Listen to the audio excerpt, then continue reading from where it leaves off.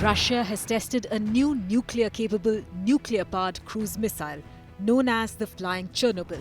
The Burevestnik travelled a distance of 14,000 kilometers and remained in the air for nearly 15 hours during a test launch on the 21st of October. On the 26th of October, Russian President Vladimir Putin announced the successful final test of the cruise missile and described it as a unique creation that no one else in the world possesses. But what makes the Burevestnik so lethal? The missile, officially designated 9M730 Burevestnik, which translates to Storm Petrel, has been under development for years now and was first publicly announced by Putin in March 2018. NATO refers to it as the SSC X-9 Skyfall. The weapon is both nuclear-powered and nuclear-armed, giving it capabilities distinct from conventional cruise missiles. Unlike standard systems that rely on conventional fuel and are thus limited in range, the Burevestnik is equipped with a miniature nuclear reactor. This allows it to remain airborne for extended durations, theoretically even for days, and travel intercontinental distances without refueling. Russia claims the Burevestnik can fly at extremely low altitudes of 164 to 328 feet above ground. This is far lower than conventional cruise missiles, which typically operate at higher altitudes. Flying this low would allow the missile to evade radar detection by terrain masking and make interception by surface-to-air systems far more challenging. According to the International Institute for Strategic Studies, the missile could have a range of up to 20,000 kilometers, enabling it to strike targets anywhere on the planet from within Russian territory. In fact, a report in 2020 by the United States Air Force's National Air and Space Intelligence Center said that if Russia successfully brought the Burevestnik into service, it could give Moscow a unique weapon with intercontinental range capability.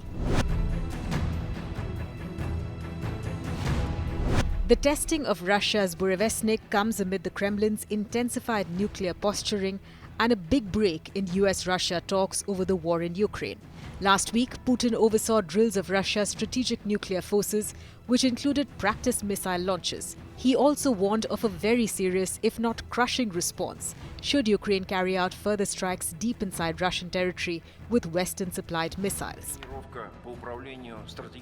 Relations between Putin and US President Donald Trump took a serious hit after Washington announced surprise sanctions on two of Russia's largest oil producers, which could severely undermine Moscow's vital energy revenues. Over the weekend, Russia's Foreign Minister Sergei Lavrov said that the Trump administration's position on the war in Ukraine had radically changed. Sergei Ryabkov, a close aide of Putin, told Russian media that Moscow had notified the US in advance about the planned missile test. But Donald Trump didn't take too kindly to the news. They know we have a nuclear submarine, the greatest in the world, right off their shores. So, it doesn't have to go 8,000 miles. And they're not playing games with us. We're not playing games with them either.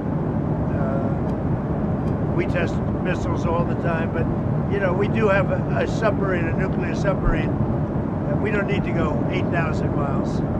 And I don't think it's an appropriate thing for Putin to be saying either, by the way. He ought to get the war ended. A war that should have taken 1 week is now in its soon fourth year. That's what he ought to do instead of testing missiles.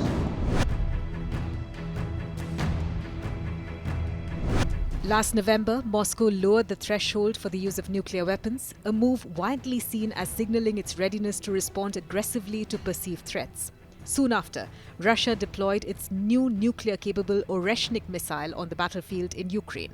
The announcement of the Burevestnik is aimed at signaling to the West that Russia remains undeterred by pressure over the ongoing war in Ukraine. The missile test was as much a political statement as a military demonstration. Putin's appearance in military attire and his announcement at a wartime operations post served to reinforce an image of defiance.